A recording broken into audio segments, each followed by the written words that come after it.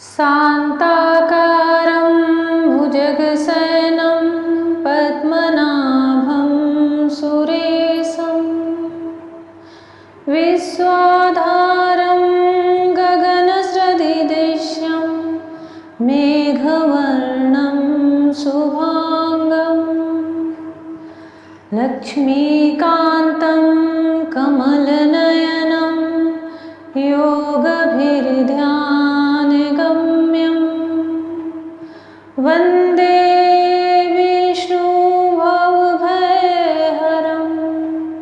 सर्वलोकैकनाथम्।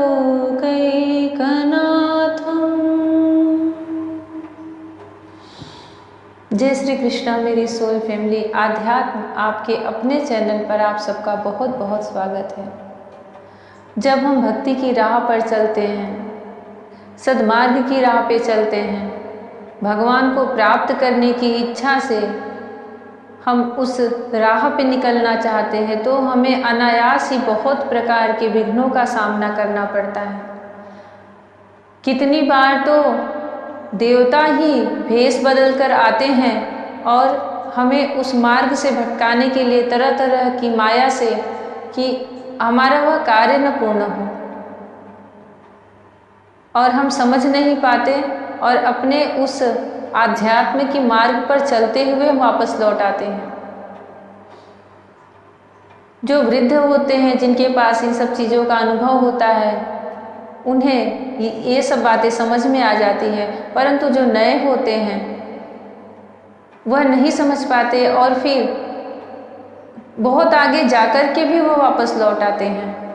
जैसे कोई बहुत कठिन व्रत कर रहा है, कोई पाठ कर रहा है, कोई पुराण पढ़ रहा है, कोई कई कई दिनों का जप कर रहा है, तो आप देखोगे कि अगर आप स्वयं कर रहे हैं तो अनायास ही कोई ऐसी आपके आसपास कोई आके बोलेगा, अरे इतना क्या पूजा कर रहे हो, और ऐसे ऐसे कुतर्क देगा कि आपकी वहाँ से आस्था ही हट जाएगी।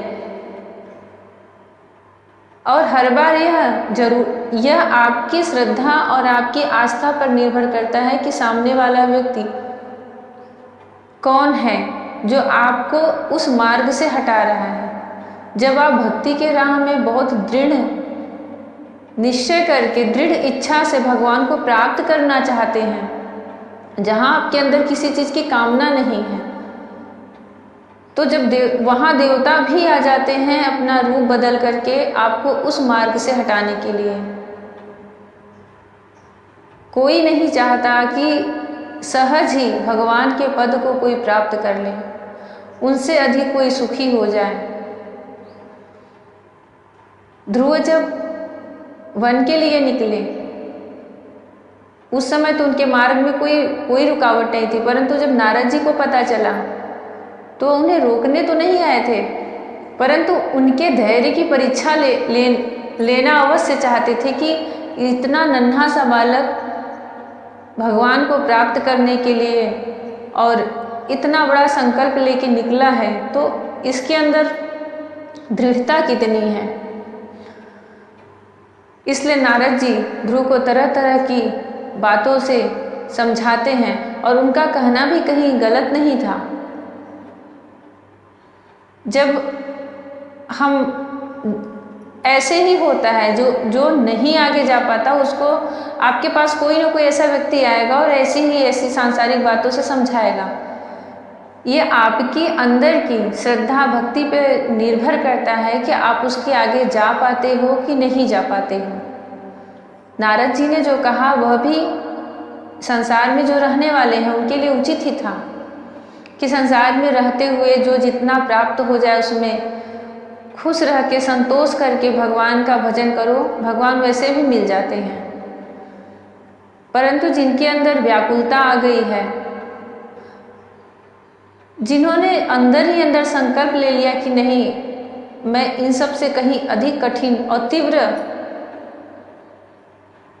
गति से कोई ऐसा मार्ग पकड़ूंगा, चाहे मुझे कितना ही कठिन तप करना पड़े, तब उसके सामने ये संसार के कोई भी जो धर्म से बनी हुई है मर्यादाएं, वहाँ नहीं काम कर पाती। और ये भागवत में भगवान श्री कृष्ण स्वयं ही कहते हैं कि जो भक्त मेरे होते हैं, फिर उनके कोई भी जो गृहस्थ आश्रम की धर्म बने हुए हैं रहने के लिए, नियम है सब, जो उनके अनन्य भक्त हो चुके हैं, उनके ऊपर यह सब कोई भी नियम, कोई भी धर्म, कोई भी किसी भी तरह का उनके ऊपर ये सब नियम नहीं लगते हैं। वो इन सब से परे हो जाते हैं और ना ही उन्हें इनको तोड़ने का कोई दोष लगता है। परंतु भक्ति उतनी होनी चाहिए, श्रद्धा उतनी होनी चाहिए। सिर्फ स्वयं को भक्त करके आप कोई भी अधर्म वाला कार्य करोगे तब उससे नहीं सफलता मिल पाती भगवान को प्राप्त करने में। पर कुछ भी करो, हमारे रास्ते में विघ्न आते ही हैं किसी न किसी की तरह से, और मन में एक निश्चय है, अपना एक लक्ष्य है कि मुझे तो उन्हें ही प्राप्त करना है, मुझे तो वही चीज़ चाहिए। तो फिर इधर उधर की किसी भी बातों में मन को नहीं भटकाना चाहिए।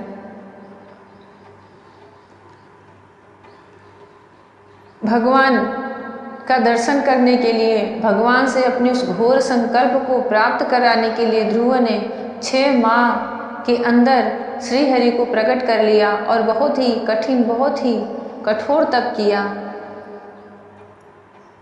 जिससे सब देवताओं की प्राण रुक गए और वह भगवान से प्रार्थना करने लगे। श्री नारायण ने उनसे कहा कि देवताओं तुम डरो मत, उत्तानपाद के पुत्र ध्रुव ने अपने चित्त को मुझ विश्वात्मा में लीन कर दिया है। इस समय मेरे साथ उसकी अभेद धारणा सिद्ध हो गई है, इसी से उसके प्राण निरोध से तुम सबका प्राण भी रुक गया है। अब तुम अपने अपने लोगों को जाओ, मैं उस बालक को इस दुष्कर तप से निवृत्त कर दूंगा।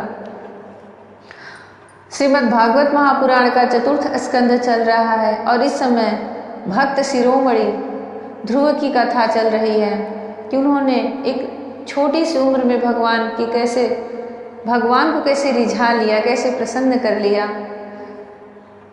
ध्रुव का वर पाकर घर लौटना। इस समय मैत्रेय जी कहते हैं, विदुर जी भगवान के इस प्रकार आश्वासन देने से देवताओं का भय जाता रहा और वे उन्हें प्रणाम करके स्वर्ग लोक को चले गए। तदनंतर विराट स्वरूप भगवान गरुड़ पर चढ़कर अपने भक्त को देखने के लिए मधुवन में आए। उस समय ध्रुव जी तीव्र योगाभ्यास से एकाग्र हुई बुद्धि के द्वारा भगवान की बिजली के समान देदीप्यमान जिस मूर्ति का अपने हृदय कमल में ध्यान कर रहे थे, वे सहसा विलीन हो गई। इससे घबराकर उन्होंने ज्यों ही नेत्र खोले कि भगवान के उसी रूप को बाहर अपने सामने खड़ा देखा। प्रभु का दर्शन पाकर बालक ध्रुव को बड़ा कुतूहल हुआ। वे प्रेम में अधीर हो गए। उन्होंने पृथ्वी पर दंड के समान लौटकर उन्हें प्रणाम किया। फिर वे इस प्रकार प्रेम भरी दृष्टि से उनकी ओर देखने लगे, मानो नेत्रों से उन्हें पी जाएंगे, मुख से चूम लेंगे और भुजाओं में कस लेंगे। वे हाथ जोड़े प्रभु के सामने खड़े थे और उनकी स्तुति करना चाहते थे, परंतु किस प्रकार करें यह नहीं जानते थे। सर्वांतर्यामी हरि उनके मन की बात जान गए। उन्होंने कृपा पूर्वक अपने वेदमय शंख को उनके गाल से छुआ दिया। ध्रुव जी भविष्य में अविचल पद प्राप्त करने वाले थे। इस समय शंख का स्पर्श होते ही उन्हें वेदमयी दिव्य वाणी प्राप्त हो गई और जीव तथा ब्रह्म के स्वरूप का भी निश्चय हो गया। वे अत्यंत भक्तिभाव से धैर्यपूर्वक विश्वविख्यात कीर्तिमान श्रीहरि की स्तुति करने लगे। और यह जो स्तुति है यह वेद स्तुति है, क्योंकि ध्रुव को वेद वाणी प्राप्त हुई थी भगवान के शंख का स्पर्श करके। ध्रुव जी ने कहा, प्रभु आप सर्वशक्ति संपन्न है, आप ही मेरे अंतःकरण में प्रवेश कर अपने तेज से मेरी इस सोई हुई वाणी को सजीव करते हैं तथा हाथ पैर कान और त्वचा आदि अन्यान्य इंद्रियों एवं प्राणों को भी चेतना देते हैं। मैं आप अंतर्यामी भगवान को प्रणाम करता हूँ। भगवान आप एक ही हैं, परंतु अपनी अनंत गुणमयी माया शक्ति से इस महदादि संपूर्ण प्रपंच को रचकर अंतर्यामी रूप से उसमें प्रवेश कर जाते हैं और फिर इसके इंद्रिय आदि असत गुणों में उनके अधिष्ठात्र देवताओं के रूप में स्थित होकर अनेक रूप भासते हैं। ठीक वैसे ही जैसे तरह तरह की लकड़ियों में प्रकट हुई आग अपनी उपाधियों के अनुसार भिन्न भिन्न रूपों में भासती है। नाथ, सृष्टि के आरंभ में ब्रह्मा जी ने भी आपकी शरण लेकर आपके दिए हुए ज्ञान के प्रभाव से ही इस जगत को सोकर उठे हुए पुरुष के समान देखा था। दीनबंधु, उन्हीं आपके चरण तल का मुक्त पुरुष भी आश्रय लेते हैं। कोई भी कृतज्ञ पुरुष उन्हें कैसे भूल सकता है। प्रभु, इन सौतुल्य शरीरों के द्वारा भोगा जाने वाला इंद्रिय और विषयों के संसर्ग से उत्पन्न सुख तो मनुष्यों को नरक में भी मिल जा सकता है। जो लोग इस विषय सुख के लिए लालायित रहते हैं और जो जन्म मरण के बंधन से छुड़ा देने वाले कल्प तरु स्वरूप आपकी उपासना भगवत प्राप्ति के सिवा किसी अन्य उद्देश्य से करते हैं, उनकी बुद्धि अवश्य ही आपकी माया के द्वारा ठगी गई है। नाथ, आपके चरण कमलों का ध्यान करने से और आपके भक्तों के पवित्र चरित्र सुनने से प्राणियों को जो आनंद प्राप्त होता है वह निजानंद स्वरूप ब्रह्म में भी नहीं मिल सकता। फिर जिन्हें काल की तलवार काटे डालती है, उन स्वर्गीय विमानों से गिरने वाले पुरुषों को तो वह सुख मिल ही कैसे सकता है। अनंत परमात्मन, मुझे तो आप उन विशुद्ध हृदय महात्मा भक्तों का संग दीजिए जिनका आप में अविच्छिन्न भक्ति भाव है। उनके संग से मैं आपके गुणों और लीलाओं की कथा सुधा को पी कर उन्मत्त हो जाऊंगा और सहज ही इस अनेक प्रकार के दुखों से पूर्ण भयंकर संसार सागर के उस पार पहुंच जाऊंगा। कमलनाभ प्रभु, जिनका चित्त आपके चरण कमल की सुगंध में लुभाया हुआ है, उन महानुभाव का जो लोग संग करते हैं वे अपने इस अत्यंत प्रिय शरीर और इसके संबंधी पुत्र वित्त गृह और स्त्री आदि की सुधि भी नहीं करते। अजन्मा परमेश्वर, मैं तो पशु वृक्ष पर्वत पक्षी सरीसृप सर्पादि रेंगने वाले जंतु देवता दैत्य और मनुष्य आदि से परिपूर्ण तथा महदादि अनेकों कारणों से संपादित आपकी सदात्मक स्थूल विश्वरूप को ही जानता हूँ। इससे परे जो आपका परम स्वरूप है, जिसमें वाणी की भी गति नहीं है, उसका मुझे पता नहीं है। भगवान, कल्प का अंत होने पर योग निद्रा में स्थित जो परम पुरुष इस संपूर्ण विश्व को अपने उदर में लीन करके शेष जी के साथ उन्हीं की गोद में शयन करते हैं तथा जिनके नाभि समुद्र से प्रकट हुए सर्वलोक में सुवर्ण वर्ण कमल से परम तेजो में ब्रह्मा जी उत्पन्न हुए हैं, वे भगवान आप ही हैं। मैं आपको प्रणाम करता हूँ। प्रभु, आप अपनी अखंड चिन्मयी दृष्टि से बुद्धि की सभी अवस्थाओं के साक्षी हैं तथा नित्य मुक्त शुद्ध सत्वमय सर्वज्ञ परमात्म स्वरूप निर्विकार आदि पुरुष खड्गैश्वर्य संपन्न एवं तीनों गुणों के अधीश्वर हैं। आप जीव से सर्वथा भिन्न हैं तथा संसार की स्थिति के लिए यज्ञाधिष्ठाता विष्णु रूप से विराजमान हैं। आपसे ही विद्या अविद्या आदि विरुद्ध गतियों वाले अनेक शक्तियाँ धारावाहिक रूप से निरंतर प्रकट होती रहती हैं। आप जगत के कारण अखंड अनादि अनंत आनंदमय निर्विकार ब्रह्म स्वरूप हैं। मैं आपकी शरण में हूँ। भगवान, आप परमानंद मूर्ति हैं। जो लोग ऐसा समझकर निष्काम भाव से आपका निरंतर भजन करते हैं, उनके लिए राज्यादि भोगों की अपेक्षा आपके चरण कमलों की प्राप्ति ही भजन का सच्चा फल है। स्वामिन, यद्यपि बात ऐसी ही है तो भी गौ जैसे अपने तुरंत के जन्मे हुए बछड़े को दूध पिलाती और व्याघ्रादि से बचाती रहती है, उसी प्रकार आप भी भक्तों पर कृपा करने के लिए निरंतर विकल रहने के कारण हम जैसे सकाम जीवों की भी कामना पूर्ण करके उनकी संसार भय से रक्षा करते रहते हैं। श्री मैत्रेय जी कहते हैं, विदुर जी, जब शुभ संकल्प वाले मतिमान ध्रुव जी ने इस प्रकार स्तुति की, तब भक्तवत्सल भगवान उनकी प्रशंसा करते हुए कहने लगे। श्री भगवान ने कहा, उत्तम व्रत का पालन करने वाले राजकुमार, मैं तेरे हृदय का संकल्प जानता हूँ। यद्यपि उस पद का प्राप्त होना बहुत कठिन है, तो भी मैं तुझे वह देता हूँ, तेरा कल्याण हो। भद्र, जिस तेजोमय अविनाशी लोक को आज तक किसी ने प्राप्त नहीं किया, जिसके चारों ओर ग्रह नक्षत्र और तारागण रूप ज्योतिष चक्र उसी प्रकार चक्कर काटता रहता है, जिस प्रकार मेढ़ी के चारों ओर डावरी के बैल घूमते रहते हैं। आवांतर कल्प पर्यंत रहने वाले अन्य लोगों का नाश हो जाने पर भी जो स्थिर रहता है, तथा तारागढ़ के सहित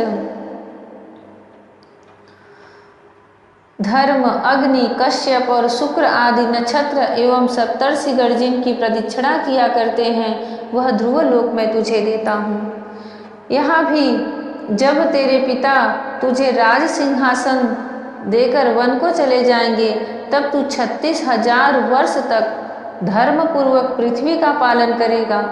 अब भगवान ध्रुव को धरती पे जो उन्हें सुख मिलता है उसका आशीर्वाद दे रहे हैं। उसके पहले उन्होंने ध्रुवलोक उनके ध्रुव के लिए अर्पित कर दिया, जिसका इतना सुंदर वर्णन है। ध्रुवलोक कहाँ पर है और उसके आगे पीछे कौन उसकी स्तुति करता है, कौन उनके चक्कर काटता है। कटी हुई फसल, धान, गेहूँ आदि के कुचलने के लिए घुमाए जाने वाले बैल जिस खंभे में बंधे रहते, उसी का नाम मेढ़ी है। भगवान उसी प्रकार बोल रहे हैं, उसी तरह तुम्हारे उस लोक के सारे तारागण, नक्षत्र, सप्तर्षिगण परिक्रमा करते रहेंगे, वंदना करते रहेंगे, स्तुति करते रहेंगे, जो ध्रुव पद, जो ध्रुव लोक बोला जाता है। धरती पर उन्हें जो सुख मिलता है उसका भगवान उन्हें आशीर्वाद दे रहे हैं। यहाँ भी जब तेरे पिता तुझे राज सिंहासन देकर वन को चले जाएंगे, तब तू 36,000 वर्ष तक धर्म पूर्वक पृथ्वी का पालन करेगा। तेरी इंद्रियों की शक्ति ज्यों की त्यों बनी रहेगी। आगे चलकर किसी समय तेरा भाई उत्तम शिकार खेलता हुआ मारा जाएगा। उस समय उसकी माता सुरुचि पुत्र प्रेम में पागल होकर उसे वन में खोजती हुई दावानल में प्रवेश कर जाएगी। यज्ञ मेरी प्रिय मूर्ति है, तू अनेकों बड़ी बड़ी दक्षिणाओं वाले यज्ञों के द्वारा मेरा यजन करेगा तथा यहाँ उत्तम उत्तम भोग भोग कर अंत में मेरा ही स्मरण करेगा। इससे तू अंत में संपूर्ण लोकों के वंदनीय और सप्तर्षियों से भी ऊपर मेरे निज धाम को जाएगा, जहाँ पहुँच जाने पर फिर संसार में लौट कर नहीं आना होता। जय श्री कृष्ण। सौतेली माता के कटु वचनों का ध्रुव पर इतना बड़ा आघात हुआ और उसी समय उनकी माता सुनीति ने उन्हें इतना सुंदर भागवत जैसे शब्दों से ध्रुव के मन को धीरज दिया और भगवान की आराधना करने के लिए कहा। ध्रुव को भगवान की प्राप्ति कराने के सबसे पहली प्रेरणा तो उनकी माँ ही बनी थी। अगर वह ऐसा मार्ग न दिखा करके कुछ अलग ही बातें करती तो आज यह संभव नहीं होता।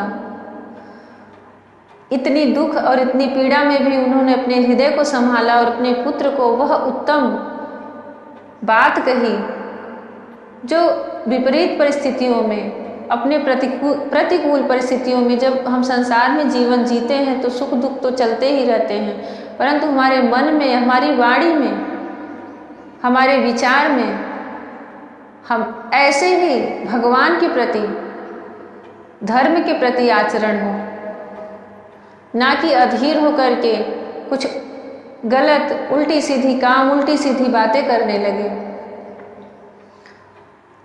भगवान के राह पे जो चल जाता है, भगवान की शरण में जो अपने आप को समर्पित कर देता है, फिर उसके लिए कोई भी ऐसी वस्तु नहीं है जो उसे प्राप्त न हो। और सब कुछ प्राप्त होने पर भी अंत में उसे श्रीहरि की प्राप्ति होती है, क्योंकि यहाँ देने वाला कोई साधारण नहीं, साक्षात नारायण हैं। श्री मैत्रेय जी कहते हैं, बालक ध्रुव से इस प्रकार पूजित हो और उसे अपना पद प्रदान कर भगवान श्री गरुड़ध्वज उसके देखते देखते अपने लोक को चले गए। प्रभु की चरण सेवा से संकल्पित वस्तु प्राप्त हो जाने के कारण यद्यपि ध्रुव जी का संकल्प तो निवृत्त हो गया, किंतु उनका चित्त विशेष प्रसन्न नहीं हुआ। फिर वे अपने नगर को लौट आए। विदुर जी ने पूछा, ब्राह्मण, मायापति श्रीहरि का परम पद तो अत्यंत दुर्लभ है और मिलता भी उनके चरण कमलों की उपासना से ही है। ध्रुव जी भी सार का पूर्ण विवेक रखते थे, फिर एक ही जन्म में उस परम पद को पा लेने पर भी उन्होंने अपने को अकृतार्थ क्यों समझा। श्री मैत्रेय जी ने कहा, ध्रुव जी का हृदय अपनी सौतेली माता के बागबाड़ों से बीत गया था तथा वर मांगने के समय भी उन्हें उनका स्मरण बना हुआ था। इसी से उन्होंने मुक्तिदाता श्रीहरि से मुक्ति नहीं मांगी। अब जब भगवत दर्शन से वह मनोमालिन्य दूर हो गया तो उन्हें अपनी इस भूल के लिए पश्चाताप हुआ।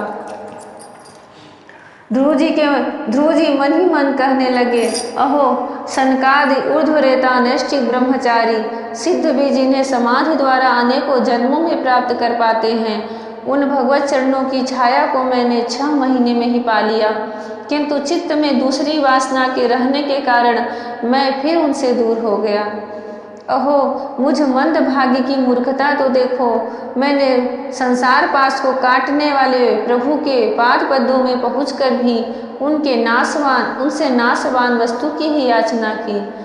देवताओं को स्वर्ग भोग के पश्चात फिर नीचे गिरना होता है, इसलिए वे मेरी भगवत प्राप्ति रूप उच्च स्थिति को सहन नहीं कर सके, अतः उन्होंने ही मेरी बुद्धि को नष्ट कर दिया।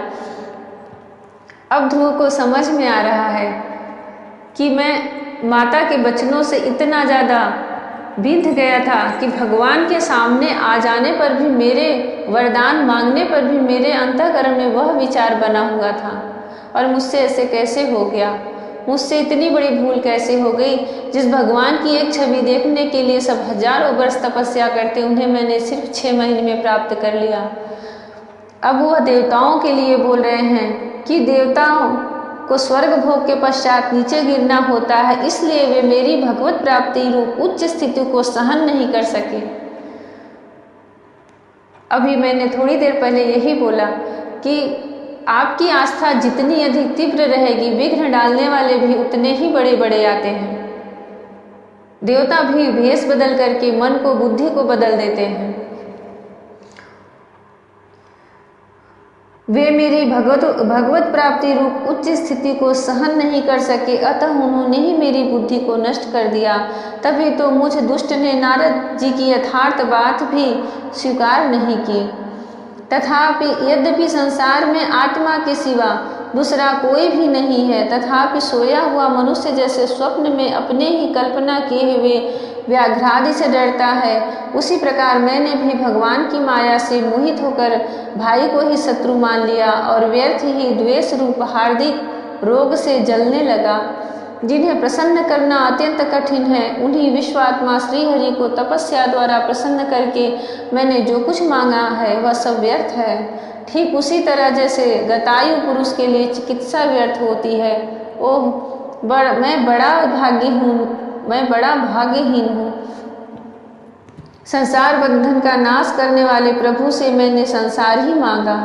मैं बड़ा ही पुण्यहीन हूँ। जिस प्रकार कोई कंगला किसी चक्रवर्ती सम्राट को प्रसन्न करके उससे तुझ सहित चावलों की कनी मांगे, उसी प्रकार मैंने भी आत्मानंद प्रदान करने वाले श्रीहरि से मूर्खतावश व्यर्थ का अभिमान बढ़ाने वाले उच्चादि पद ही मांगे हैं,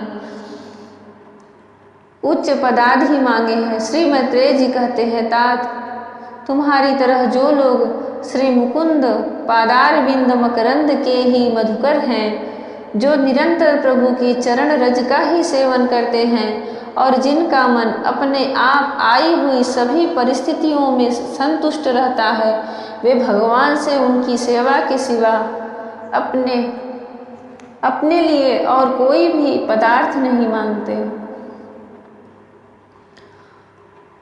भगवान के जो भक्त होते हैं और उनकी पूजा करते हैं, उनकी पूजा में निष्ठा है, श्रद्धा है, तो भगवान चाहते हैं कि वो उनसे कुछ मांगे, क्योंकि वह जैसे जैसे मांगता जाएगा वह देते जाएंगे, पर वह स्वयं नहीं मिलेंगे। पर जो सच में उनसे जुड़ जाता है, उनसे प्रेम कर लेता है, उसके भाव ही ऐसे हो जाते हैं कि वह उन्हीं को मांगने लग जाता है और भगवान उससे बचना चाहते हैं। इसलिए उसके मन में इच्छाएं देते ही रहते कि अब ये मांग ले, अब कुछ और मांग ले, मैं इसको पूर्ण करता जाऊंगा और ऐसे करते करते उसका समय पूरा हो जाएगा। पर यही भगवान की माया होती है, यही उनकी सूक्ष्म माया होती है जो सबको घेरे रहती है। सिर्फ महादेव उससे परे हैं और उनके जो सिद्ध भक्त हैं। पर जो भगवान के भक्ति में एकदम लीन हो जाता है, उसकी भक्ति एक शिशु की तरह निश्चल रहती है, तो उस पर माया अपना प्रभाव नहीं डाल पाती और वह सिर्फ श्री कृष्ण को ही चाहता है। फिर चाहे उसके घर परिवार संसार में सब उजड़ता चला जाए, लेकिन वह उनसे प्रेम कर लिया है तो सिर्फ उन्हीं को मांगता है। और यह बहुत बड़े बड़े भक्तों की कहानियाँ सुनो पढ़ो तो फिर समझ में आती है कि यह बात सत्य है। भगवान स्वयं को देने के लिए सोचते हैं कि इसे सब कुछ दे दूँ और मैं अभी ना आऊँ, परंतु जब कोई दृढ़ करके बैठ जाता है, हट करके बैठ जाता है, फिर भगवान को आना ही पड़ता है। इधर विदुर जी के लिए मैत्रेय जी कह रहे हैं, क्योंकि विदुर भगवान के परम भक्त थे और उन्हें उनके सिवा और कुछ नहीं चाहिए था। इधर जब राजा उत्तानपाद ने सुना कि उनका पुत्र ध्रुव घर लौट रहा है, तो उन्हें इस बात पर वैसे ही विश्वास नहीं हुआ जैसे कोई किसी यमलोक से लौटने की बात पर विश्वास न करे। उन्होंने यह सोचा कि मुझ भाग्य का ऐसा भाग्य कहाँ, परंतु फिर उन्हें देवर्षि नारद की बात याद आ गई। इससे उनका इस बात में विश्वास हुआ और वे आनंद के वेग से अधीर हो उठे। उन्होंने अत्यंत प्रसन्न होकर यह समाचार लाने वाले को एक बहुमूल्य हार दिया। राजा उत्तानपाद ने पुत्र का मुख देखने के लिए उत्सुक होकर बहुत से ब्राह्मण कुल के बड़े बूढ़े मंत्री और बंधुजनों को साथ लिया तथा एक बढ़िया घोड़ों वाले सुवर्ण जटित रथ पर सवार होकर वे झटपट नगर के बाहर आए। उनके आगे आगे वेद ध्वनि होती जाती थी तथा शंख, दुदुम्भी एवं बंसी आदि अनेकों मांगलिक बाजे बजते जाते थे। उनकी दोनों रानियां सुनीति और सुरुचि भी सुवर्णमय आभूषणों से विभूषित हो राजकुमार उत्तम के साथ पालकियों पर चढ़कर चल रही थी। ध्रुव जी उपवन के पास आ पहुँचे। उन्हें देखते ही महाराज उत्तानपाद तुरंत रथ से उतर पड़े। पुत्र को देखने के लिए वे बहुत दिनों से उत्कंठित हो रहे थे। उन्होंने झटपट आगे बढ़कर प्रेमातुर हो लंबी लंबी सांसें लेते हुए ध्रुव को भुजाओं में भर लिया। अब वे पहले के ध्रुव नहीं थे। प्रभु के परम पुनीत पाद पद्मों का स्पर्श होने से इनके समस्त पाप बंधन कट गए थे। राजा उत्तानपाद की एक बहुत बड़ी कामना पूर्ण हो गई। उन्होंने बार बार पुत्र का सिर सूंघा और आनंद तथा प्रेम के कारण निकलने वाले ठंडे ठंडे आंसुओं से उन्हें नहला दिया। आनंद या प्रेम के कारण आंसू जो आते हैं वे ठंडे हुआ करते हैं और शोक के आंसू गर्म होते हैं। तदनंतर सज्जनों में अग्रगण्य ध्रुव जी ने पिता के चरणों में प्रणाम किया और उनसे आशीर्वाद पाकर कुशल प्रश्नादि से सम्मानित हो दोनों माताओं को प्रणाम किया। जय श्री कृष्णा। भगवान सब पर अपनी कृपा दृष्टि, अपनी दया दृष्टि बनाए रखें। जो उनके भक्ति के मार्ग पर चल चुका हो उनके विघ्नों को दूर करें। उनकी निष्ठा और श्रद्धा निश्चल शिशु के समान निश्चल भाव में आरूढ़ हो और उन्हें श्री कृष्ण की प्राप्ति हो जैसे ध्रुव को हुआ। जब गजराज को एक बहुत बड़ा मगरमच्छ उसके पैर पकड़ करके जल में खींच लिया था, उस समय जो गजराज ने स्तुति की थी वह भी पूर्व जन्म के स्मरण से वेद ज्ञान वाली स्तुति उन्होंने की थी, परंतु वह भगवान श्री हरि को प्राप्त करने वाली स्तुति थी। उन्हें आत्मज्ञान उस समय गजराज को हो गया था और अष्टम स्कंद में यह बड़ी ही सुंदर कथा आएगी।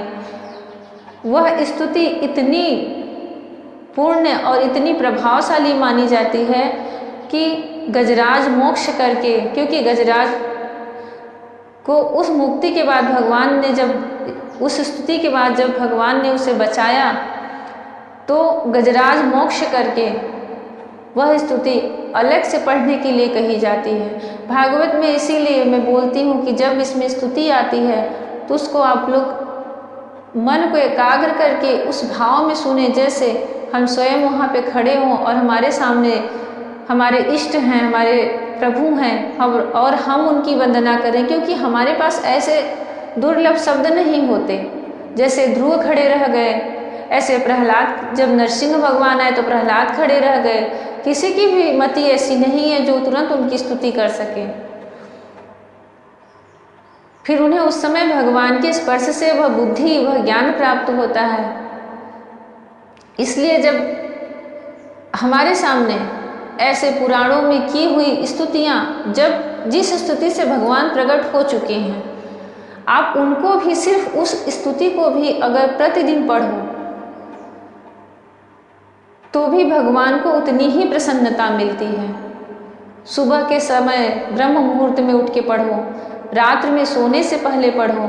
गजराज मोक्ष का जो स्तुति है वह तो बहुत ही भगवान के भक्ति के लिए बहुत ही लाभकारी है, और इसे हर भक्त पढ़ते हैं। मैं भी इस गजराज मोक्ष का जो स्तुति है, मैं भी उसको बहुत ही मन से पढ़ती हूँ।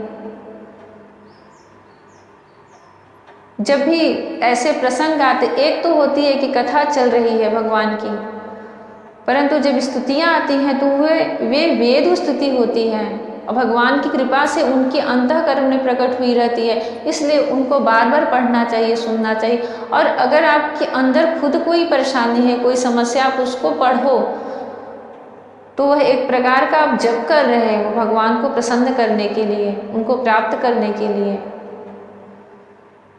भागवत में जितनी भी स्तुतियाँ आती हैं उनका बहुत ही महत्व है। आपको नहीं समझ में आ रहा है तो सिर्फ उनको शब्दों को पढ़ते जाइए, आपके मुख से वह निकलना चाहिए, और मन में, ध्यान में बिल्कुल एकाग्रता के साथ सिर्फ भगवान का ही चिंतन होना चाहिए। आपको भी उतना ही फल मिलता है जितना इन भक्तों को मिला है। सब पर भगवान श्री कृष्ण अपनी कृपा बरसाएं और श्रीमद् भागवत महापुराण सबका पूर्ण हो। जय श्री कृष्ण। राधे राधे। हरि ओम।